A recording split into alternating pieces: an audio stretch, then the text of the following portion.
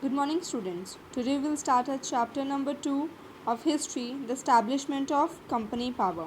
Start with the introduction. The English East Indian Company was established on 31st December 1600 as per the Royal Charter issued by the Queen of England Elizabeth I.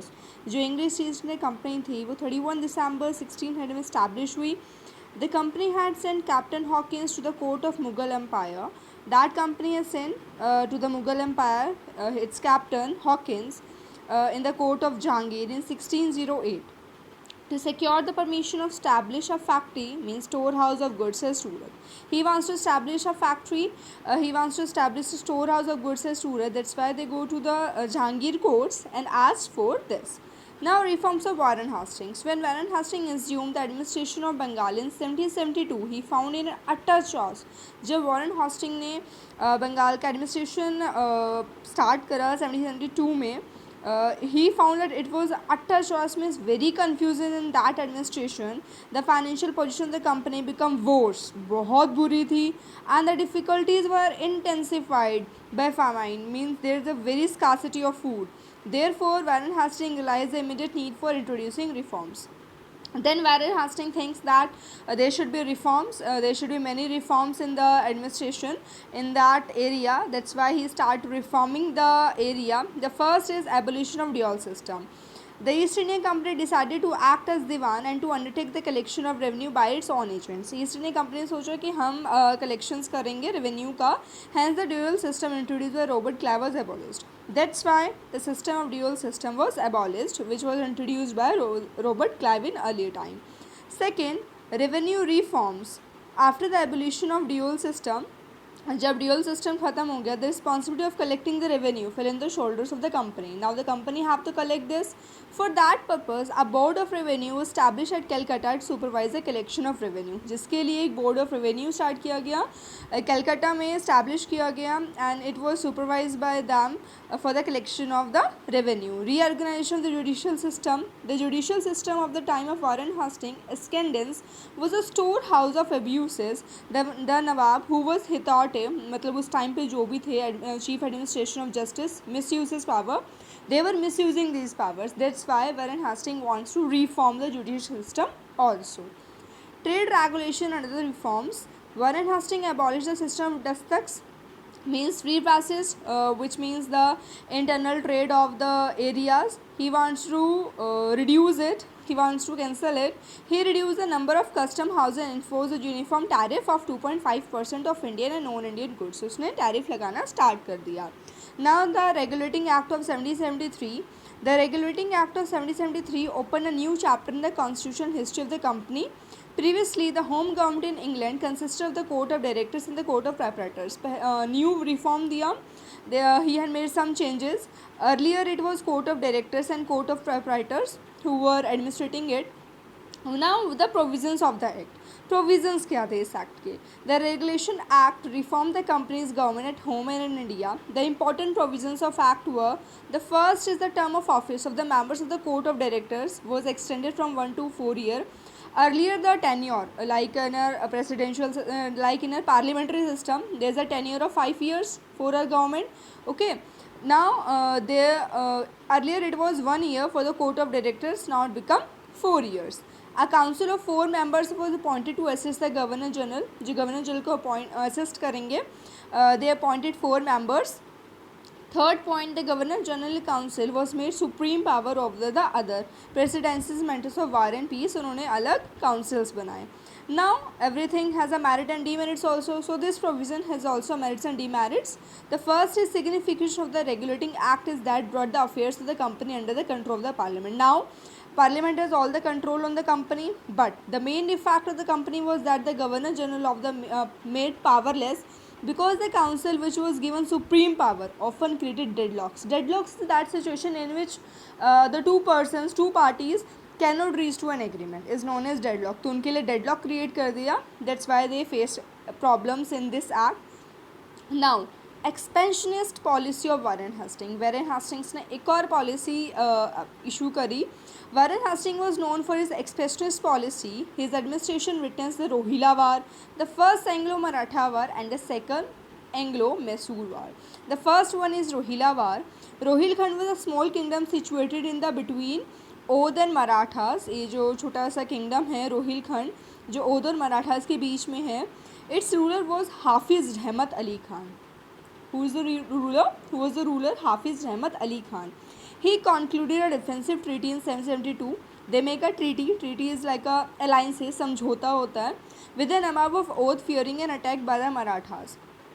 Because they were afraid, that's why they make alliances, make a treaty with the Nawabs.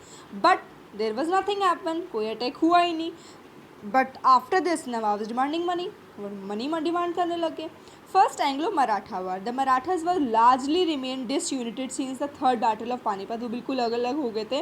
And there is very internal conflicts between them, Marathas के बीच में. जैसे हमारे India के अंदर divide and rule policy use हुई थी, Britishers ने यूज़ करी थी. Have use divide and rule policies. They divided the rulers, they divided the kings and then they rule. Same as is they have utilise this conflict also.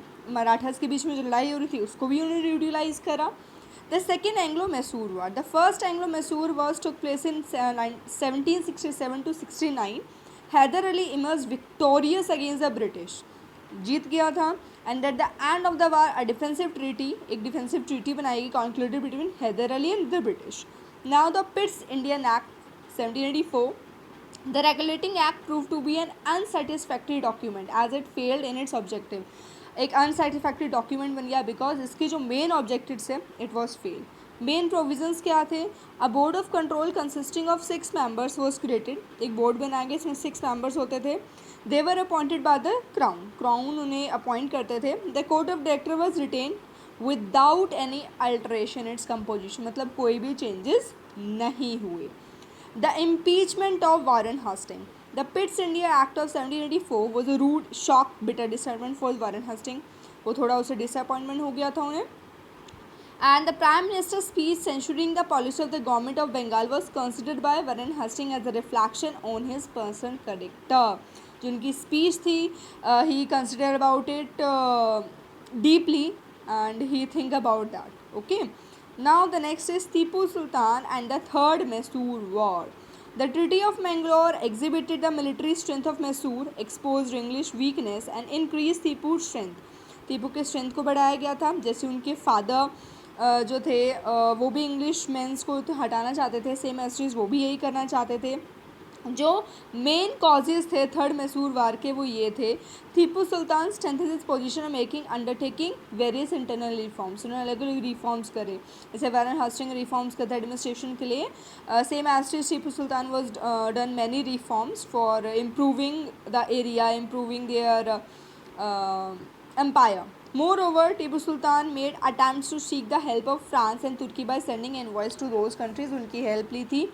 Now the subsidiary system. The preceders of Wellesley concluded alliances with Indian princes like the Nawab of Oudh and Nizam of Hyderabad. इनके साथ alliances बनाई. Main features क्या थे? Alliances were the any Indian ruler who entered into subsidiary alliance with the British had to maintain a constant with the British troops in his territory. मतलब if any Indian ruler will enter in the subsidiary alliance, अगर वो इस alliance में आएगा Britishers के साथ, then they have to maintain the troops of the British in their territory. Okay. Second point, the protected state should cut off its connection. Now, if they entered with a subsidiary alliance with the British, then they have to cut their connection with the European powers. Okay, if they want to enter in the alliances of the British. Now, benefits to the British. अब इसका benefit क्या होता है? Wellesley subsidiary system is regarded as one of the master stroke. एक master plan की तरह काम करा था.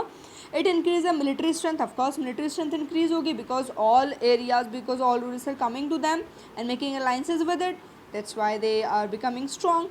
But defects क्या हुए? The immediate effect of establishment of subsidiary forces were the introduction of anarchy. And anarchy is that situation in which there is the absence of government. Because of the unemployment of the thousands of soldiers sent away by the Indian princes, because बहुत सारे princes को बहुत सारे soldiers को भेज दिया गया था. Now they become unemployed. That's why there is a problem. And for enforcement of the subsidiary system. Hyderabad, Oudh and Tanjore, Surat, Karnataka. Hyderabad was the first state which was brought under Wellesley subsidiary system. सबसे पहला state था 1798 में जिन्हें alliances में लाया गया था. oath, the threat of invasion by Zaman Shah of Afghanistan was pretend for Wellesley to force the Nawab Oath to enter into a subsidiary treaty. जो नवाब थे ओथ के उन्हें थ्रेट किया गया था, धमकी दी गई थी that they have to enter in this one subsidiary treaty. Zaman Shah has threatened him to enter in the subsidiary treaty. Tanjore, Surat and Karnataka.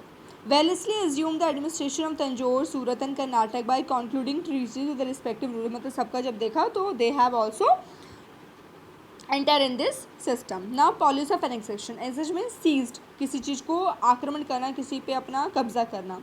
The most important acts of Dalhousie का drama था सारा. He make a policy so that he can annex many parts of the India. His aim for expanded the company's territories, क्योंकि वो चाहता था company की territories जो हैं वो increase हो. So annexation of Punjab at the end of second Anglo-Sikh war जब end हुआ 1849 में, Punjab was annexed by Dalhousie ने उस पर एनेक्स कर लिया था.